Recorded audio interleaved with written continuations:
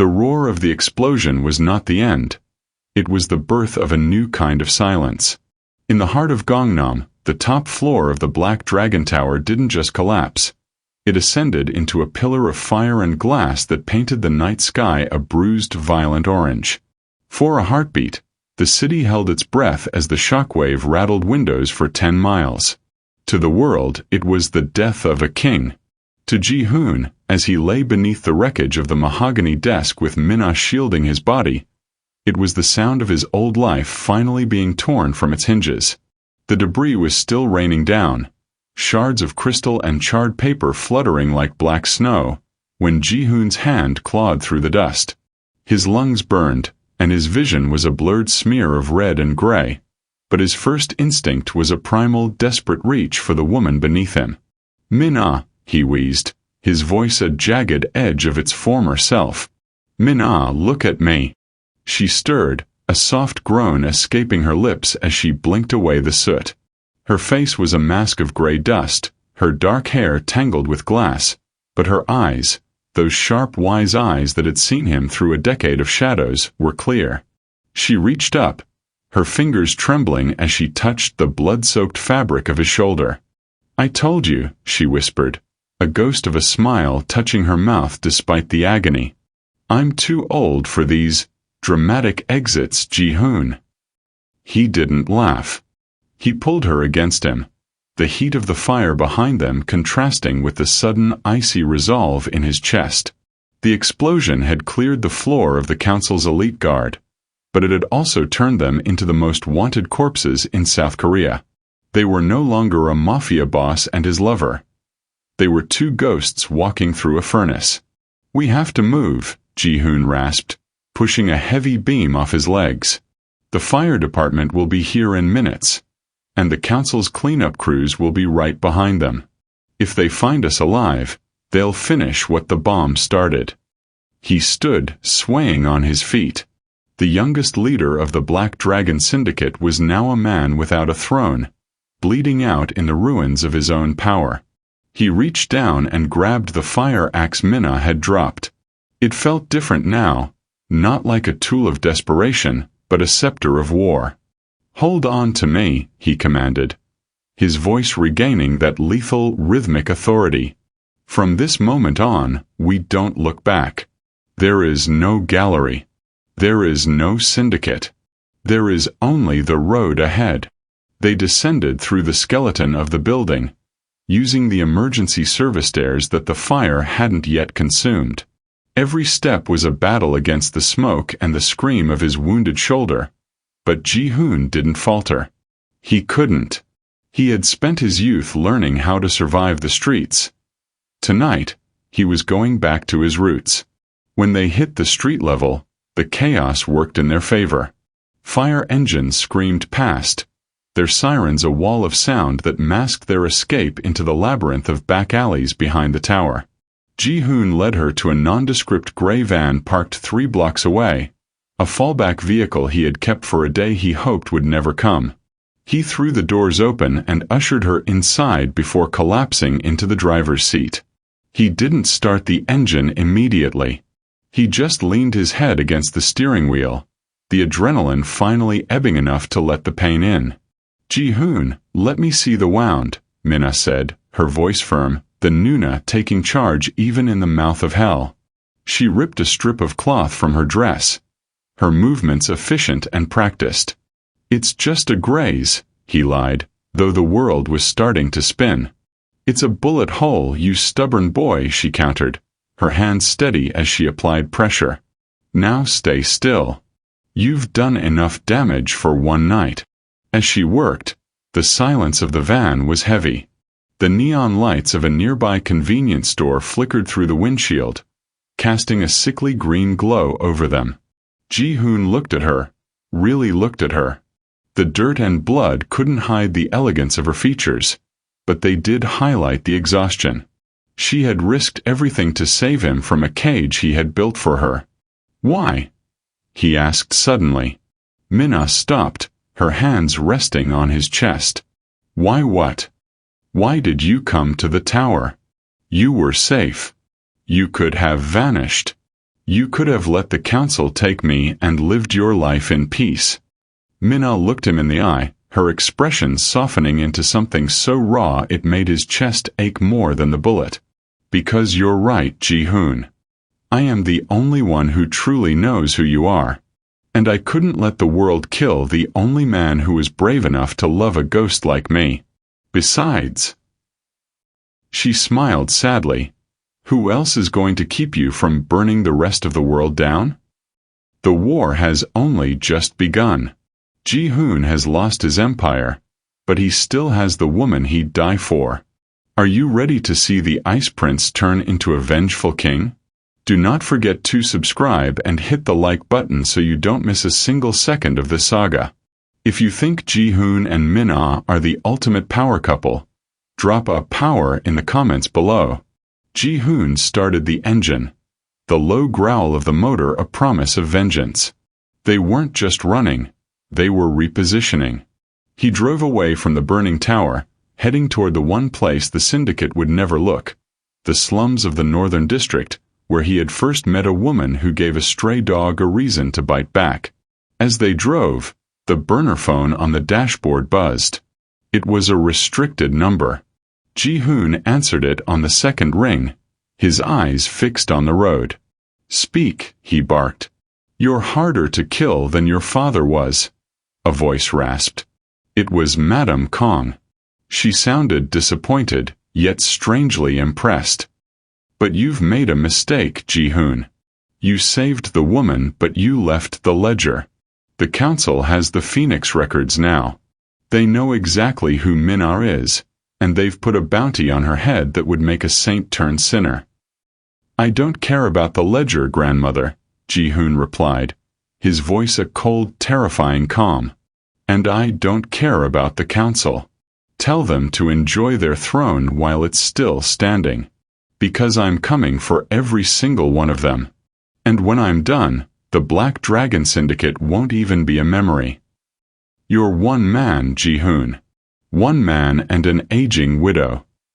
I'm not just a man, Ji-hoon said, his gaze flickering to Min-ah, who was watching him with a mixture of fear and pride. I'm the boy she raised. And you're about to find out exactly what she taught me about survival. He crushed the phone in his hand and tossed it out the window. They reached a small, dilapidated warehouse at the edge of the river. It was an old Phoenix Guard safe house, one he had discovered years ago and never reported to the syndicate. It was the ultimate irony. They would hide in the skin of his enemies. Inside, the air was thick with the smell of damp concrete and old secrets. Ji-hoon led Min-ah to a small room in the back, fitted with a single cot and a crate of medical supplies. He sat her down, his movements slow and agonized. Rest, he said. I need to make some calls. I need to find out who stayed loyal and who needs to be erased. Ji-hoon, Min-ah said, grabbing his hand. Look at the walls. He turned, shining his flashlight against the far corner.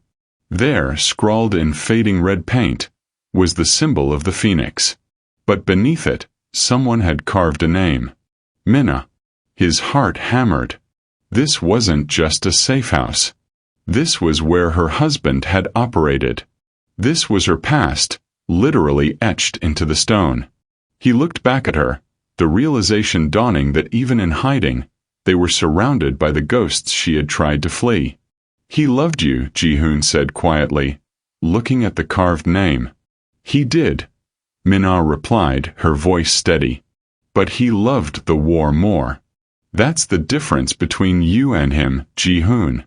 He used me as a reason to fight. You use the fight as a reason to keep me. The warehouse was a graveyard of memories, but Ji-hoon didn't have time to mourn. He moved through the shadows, checking the perimeter with the mechanical efficiency of a man who had been trained to kill before he was trained to lead. Min-ah sat on the edge of the cot, watching him. She saw the way his hand shook as he checked his magazine, the way his jaw remained locked in a permanent state of war. Ji-hoon, sit down, she commanded. He didn't turn. I've sent an encrypted signal to my loyalists. We wait for the green light. If it doesn't come in an hour, we move to the secondary location. You're going to bleed out before that hour is up, she said, her voice dropping that layer of softness and becoming the woman who had survived a purge. She stood up, grabbed his good arm and forced him to sit. The Ice Prince is useless to me if he's a corpse. Let me clean the wound. As she peeled back the charred fabric of his suit, Ji-hoon finally let out a long, ragged breath. The vulnerability he had spent a decade hiding was laid bare in the dim light of the warehouse. I thought I had moved past this, he muttered, looking at the carved name Minna on the wall. The blood, the hiding. I wanted to give you a life where you didn't have to look at walls like these. You gave me a life where I was seen, she replied, her eyes focused on the jagged entry wound. That's more than Sang-woo ever gave me. She began to stitch the wound with a needle and thread from the medical kit, her movements surgical. Ji-hoon didn't flinch. He stared at her, his eyes tracing the lines of her face.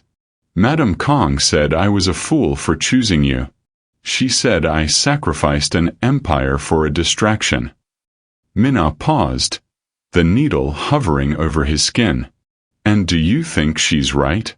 Ji-hoon reached up with his uninjured hand, his fingers tangling in her hair, pulling her close until their foreheads touched. An empire is just stone and paper, Minna. You are the only thing that makes my heart beat. If that makes me a fool, then I'll burn the rest of the world just to stay one. The obsession has turned lethal.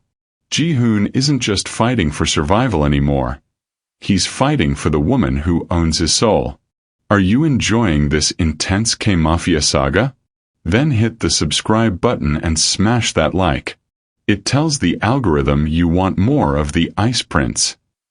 Drop a loyalty in the comments if you think Ji-hoon's men will actually show up to help. The hour mark passed in agonizing silence. The green light on the burner phone remained dark. Every minute was a nail in the coffin of Ji-hoon's remaining hope. He stood up, testing his shoulder, the pain sharp but manageable. They're not coming, he said, his voice turning into that flat, terrifying monotone. The council didn't just move against me. They bought my inner circle. My grandmother is more thorough than I gave her credit for. Suddenly, the phone buzzed. Not a green light, but a video file. Ji-hoon opened it.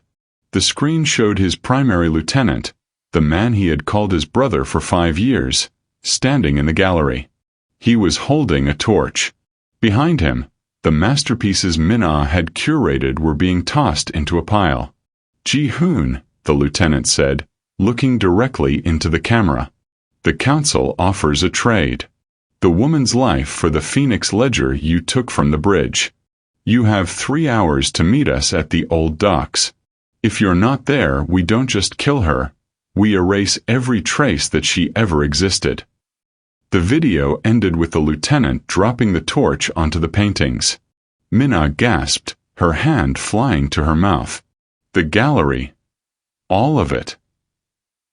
Ji-hoon's face was a mask of cold fury. He didn't look at the phone. He looked at the axe leaning against the wall.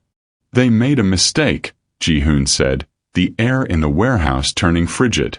They have the ledger, Minna said, her voice trembling. They think I'm the key. No, Ji-hoon said, turning to her. The mistake wasn't the threat. The mistake was thinking that I would negotiate. They think I'm going to the docks to trade. But I'm going to the docks to end the line of the Black Dragons.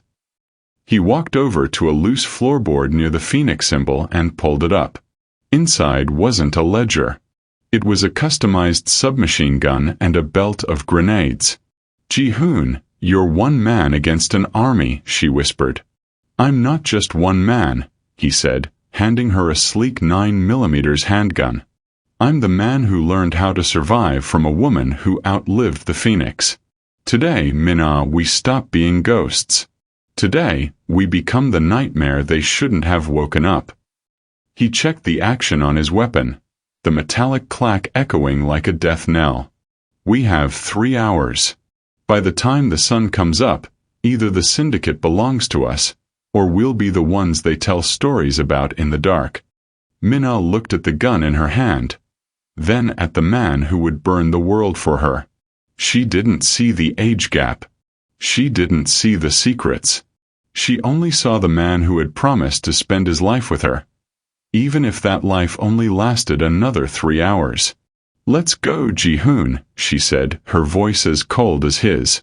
"Let's show them what happens when you touch what belongs to a dragon." The drive to the Incheon docks was a descent into the mouth of the wolf. Rain lashed against the windshield of the gray van, the wipers struggling to keep up with the deluge. Beside Ji-hoon, Minna checked the magazine of her 9mm, her movements rhythmic and calm. She wasn't the woman he had found 10 years ago anymore. She was the woman who was going to help him burn the world down to keep it. "When we get there," Ji-hoon said, his eyes fixed on the looming silhouettes of the shipping containers, "you stay in the shadow of the crane. I draw the fire. You provide the flank. If you see the lieutenant, don't hesitate. He's not the man I knew." Minna nodded, her grip tightening on the weapon. "I'm not looking for mercy, Ji-hoon. I'm looking for an end." The docks were a labyrinth of rusted metal and salt-crusted concrete. The air was thick with the smell of dead fish and diesel. As the van rolled to a stop 100 yards from the primary pier, the floodlights snapped on, blindingly white against the darkness. Standing in the center of the pier was the lieutenant, surrounded by 20 men in tactical gear. In the middle of them was the pile of charred remains from the gallery, the ashes of Minna's life. "Ji-hoon!" The lieutenant's voice boomed over the sound of the rain. "I know you're out there. Bring the ledger, or we start searching the wreckage for what's left of her heart." Ji-hoon didn't answer with words. He answered with the submachine gun. He stepped out of the van, the weapon roaring as he sprayed a suppression arc across the pier. The men scattered, diving behind containers. Minna moved like a ghost, slipping into the shadows of a massive yellow crane. She hasn't fired yet. She waited, as she had waited her whole life, for the perfect moment to strike. Ji-hoon moved with a lethal, predatory grace. Even with a wounded shoulder, he was a force of nature. He used the grenades with surgical precision, the explosions echoing across the water, sending plumes of fire into the rainy sky. He wasn't just fighting. He was clearing a path. The Ice Prince is unleashed. Ji-hoon is tearing through the syndicate's ranks like a man possessed. Is this the most intense battle yet? Subscribe now so you don't miss the conclusion of Part 2. If you think Ji-hoon is the ultimate protector, hit that like button and comment "Unstoppable" below. The lieutenant retreated toward a heavy freighter docked at the end of the pier. "Kill him!" he screamed at his men. "He's just one man." But Ji-hoon wasn't just one man. He was a man who had finally found something worth more than power. He moved from cover to cover, his fire never ceasing. When his magazine ran dry, he transitioned to his sidearm without missing a beat, each shot finding its mark with terrifying accuracy. Minna saw her opening. 2 of the council's men were flanking Ji-hoon's position, their rifles leveled. She didn't hesitate. She stepped from the shadows of the crane and fired 3 rounds. Both men went down before they even realized the aging widow was their executioner. Ji-hoon looked up, catching her eye for a split second. A nod of recognition of shared destiny passed between them. He reached the base of the freighter just as the lieutenant scrambled onto the deck. Ji-hoon followed, his boots clanging on the metal stairs. The deck was slick with rain and oil. "You were my brother," Ji-hoon roared, his voice barely audible over the wind. The lieutenant turned, his face twisted in a sneer. He held the torch again, but this time, he held it over an open fuel hatch on the deck. "I was your shadow, Ji-hoon. I did the work while you played house with a phoenix ghost. The council offered me the chair. What did you offer me? A front row seat to your downfall. I offered you loyalty, Ji-hoon said, his gun leveled at the man's chest. But I see now that you don't even know the meaning of the word.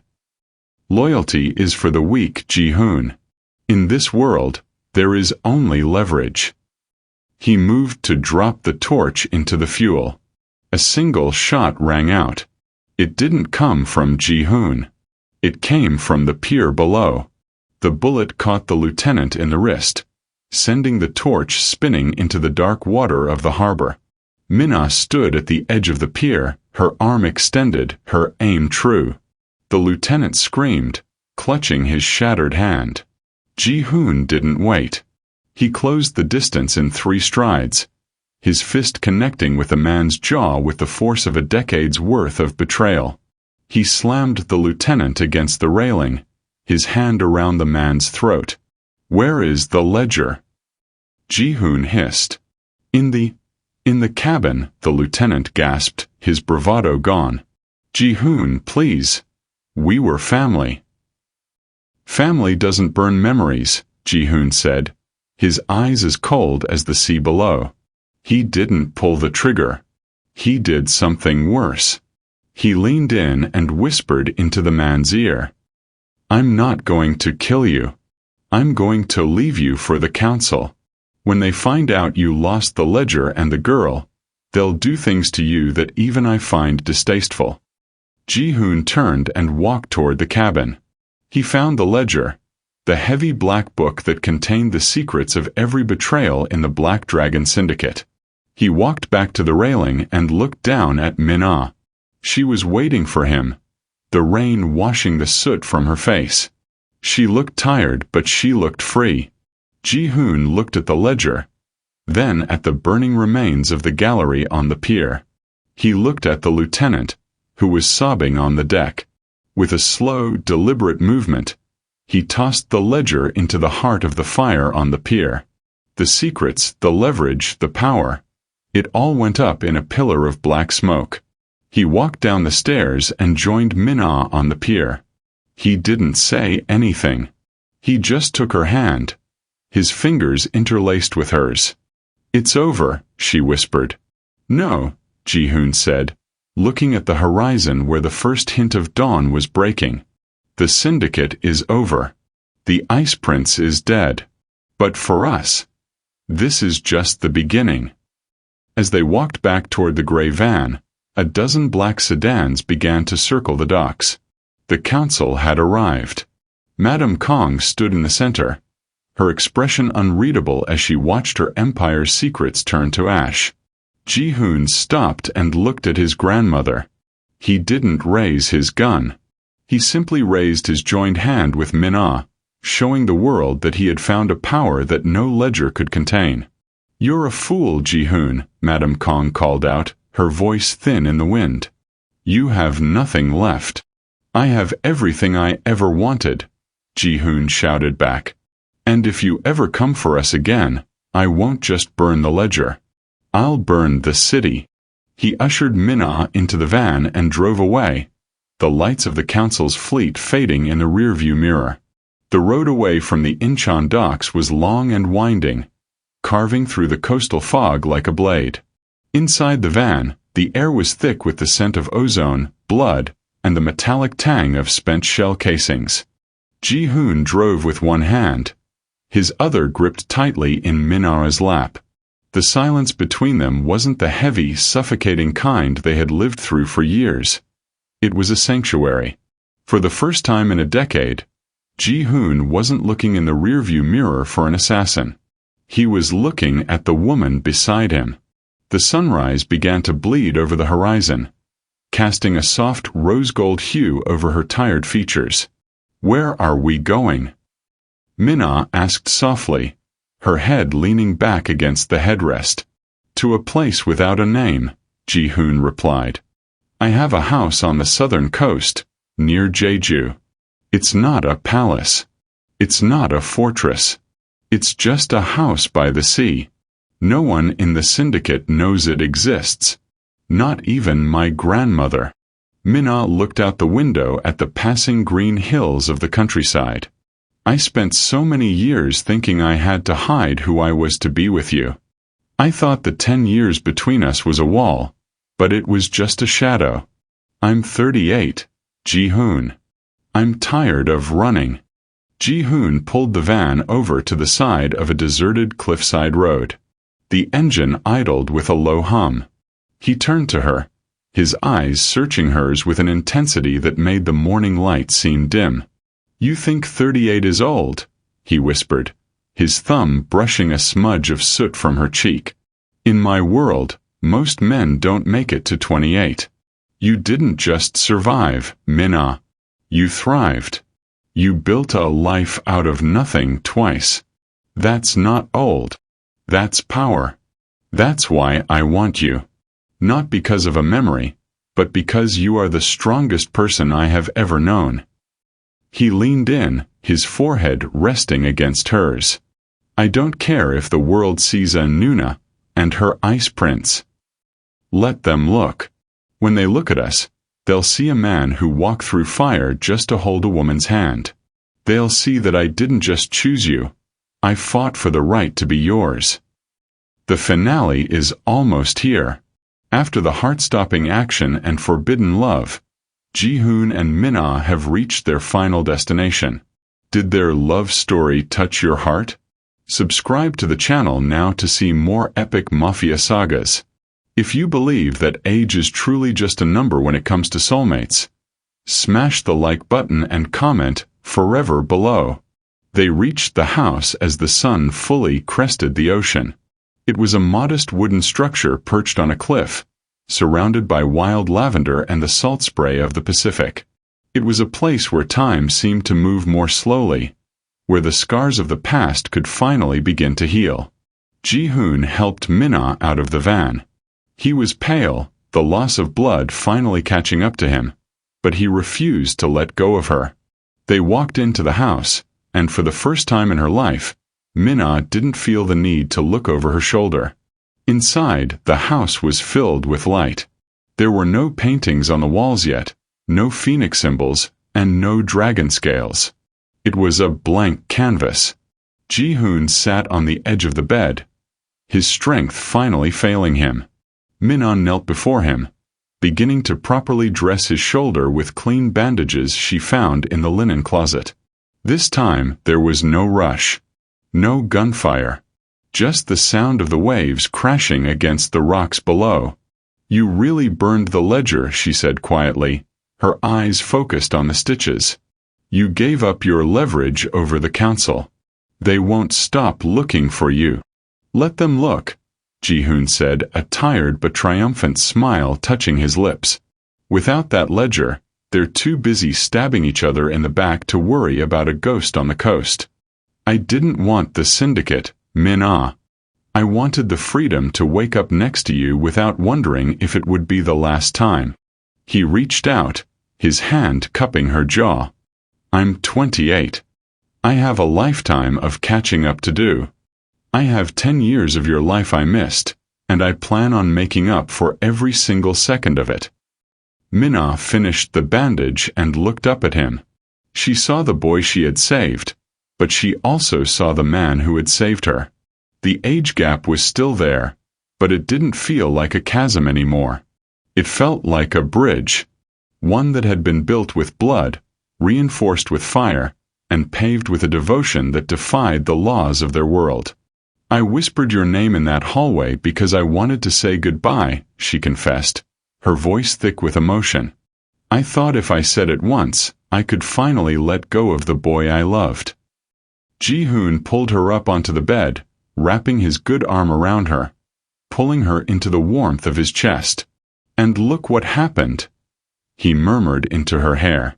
"You whispered my name, and I decided I'd never let you speak another man's name again." They lay there as the morning turned into afternoon, the golden light of Jeju Island filling the room. For the first time in 15 years for him and 20 for her, there was peace. The Korean Mafia Boss had lost his crown. The Phoenix Widow had lost her gallery. But as they drifted into a deep restorative sleep, they both knew they had gained something that the Syndicate could never buy and the Phoenix could never burn. They had found the one thing worth spending the rest of their lives for: each other. As the camera pans out from the quiet house on the cliff, the burning ruins of the Black Dragon Tower are shown in a news broadcast on a discarded phone. The headline reads, "End of an Era. The Ice Prince presumed dead." Beneath the phone, a single black rose lies on the floor. But this time, it's not a symbol of possession. It's a memento of a life that was lived, lost, and finally found. The screen fades to black. Thank you for watching. If you want to see a part 3 where the Council tries one last time to find them, let us know in the comments. Don't forget to subscribe for more intense, cinematic romance stories every week. Your support keeps the channel and stories alive.